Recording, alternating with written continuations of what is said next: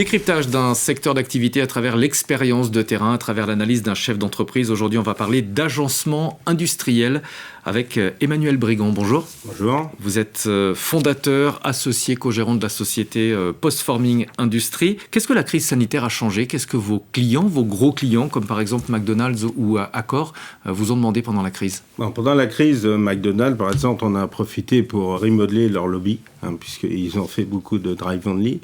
Donc ça a permis de monter en puissance au point de vue réaménagement des lobbies et de refaire des réflexions pour la sortie de crise du Covid. On en a profité aussi, nous, pour nous remettre en question. On a lancé la Fast Protect. Pour l'empreinte carbone, c'est pas super, mais on a transformé 60 000 m² de plexiglas pour faire des protections. C'est un gros marché. C'est un gros marché. On a développé le PostLab.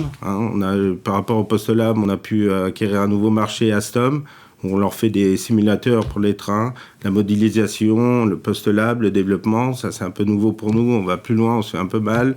Le post-printing aussi.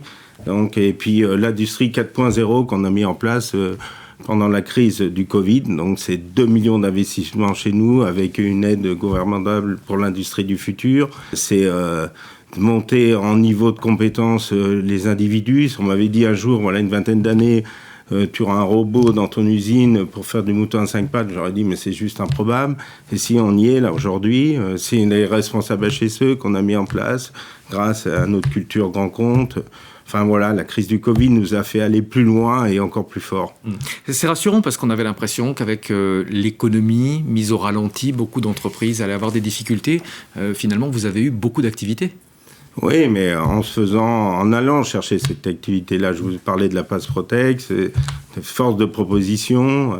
Alstom, c'est pareil, c'est aller plus loin, c'est de la recherche, étude et développement. Se faire mal, quoi, c'est aller plus loin. J'aimerais qu'on parle des grandes tendances en sortie de crise et qui vous concernent.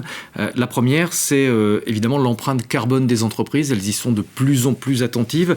Quels sont les critères environnementaux qu'elles vous imposent aujourd'hui lorsque vous travaillez sur un projet? Ça fait quand même depuis 2012 que nous sommes labellisés ISO 14001, donc c'est vraiment quelque chose qui est fondamental pour nous. Donc on a travaillé depuis des années sur l'empreinte carbone des matériaux, les choix, les critères des matériaux, la recyclabilité.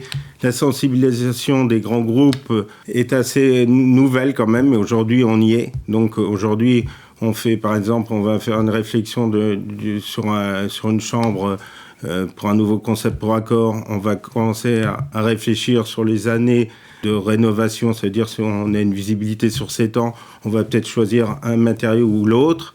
Donc c'est vraiment une sensibilité. Donc on vous demande des matériaux, par exemple, plus durables? Affirmatif. Est-ce qu'on vous demande aussi des choses recyclables? Oui, bien plus recyclables. Oui.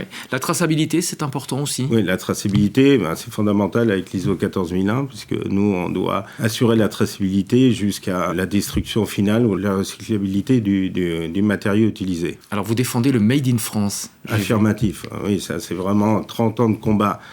C'est 30 ans, le Made in France, la French Fab, on fait partie de la French Fab, on en est fiers. Et c'est parfois, il y a des grands comptes qui ont essayé de me faire travailler avec les pays d'Asie. Parce que c'était moins cher? Oui, c'était une culture, mais c'est 30 ans de culture qu'on a eu. On nous expliquait, même les gens qui sortaient de grandes écoles, l'industrie, ça se fait maintenant, c'est en Chine. Aujourd'hui, vous faites du marketing ou du commerce. Donc là, on est fiers d'être un industriel français, un Postforming Industries, c'est 30 ans de Made in France. C'est grâce à ça, moins de pénurie de matières premières, parce que des collaborations avec des fournisseurs régionaux, nationaux et européens. C'est plus facile à gérer que des fournisseurs à l'autre bout du monde. C'est clair. Malgré tout, l'inflation du prix des matières premières, est-ce que ça vous a impacté? Est-ce que vous avez été contraint de relever vos prix de vente? Oui, affirmatif. Donc ça a été un élément compliqué à gérer, surtout en communication et sur des projets avec l'inertie dans le temps. Donc aujourd'hui, effectivement, en gros, on a une augmentation sur 6 mois de 15% en produits finis, qui peut être variable suivant l'utilisation du métal ou du bois. Voilà, le bois a pris 100%, le métal aussi, la matière plastique c'est 40%. Donc j'espère que ça va se calmer, c'est non négligeable. Ouais. Vous pensez que ça va coûter plus cher du coup à terme d'agencer, d'aménager des espaces? Il est sûr. Donc, on ne reviendra pas en arrière? Je ne crois pas, ça va être compliqué. Et je pense qu'il y en a qui en ont profité un petit peu aussi. Vous avez également été sollicité pour aménager des EHPAD chez Korian, chez Domus Vie. Qu'est-ce que vous avez aménagé et qu'est-ce qu'on vous demande aujourd'hui qui est différent de ce qui se faisait avant? Alors, Korian, on a développé le projet Boost avec eux depuis 3-4 ans. C'est un projet global, ça veut dire on a rendu aujourd'hui arrivé à 4000 chambres de rénovées. En travaillant sur la sensibilité de Korian, on voulait absolument du Made in France. Donc en travaillant avec notre bureau d'études, donc on leur a proposé des choix de textures, des choix de matériaux, du sol, du plafond, des choix de mobilier. On a fait un lab, ça a été validé. Aujourd'hui, comme je vous ai dit, c'est 4000 réalisations en 2 ans avec une vraie sensibilité du Made in France. Ça, ils insistent là-dessus et avec des produits recyclables. On a lancé un nouveau produit qui est 98% recyclable qui s'appelle le Beyond.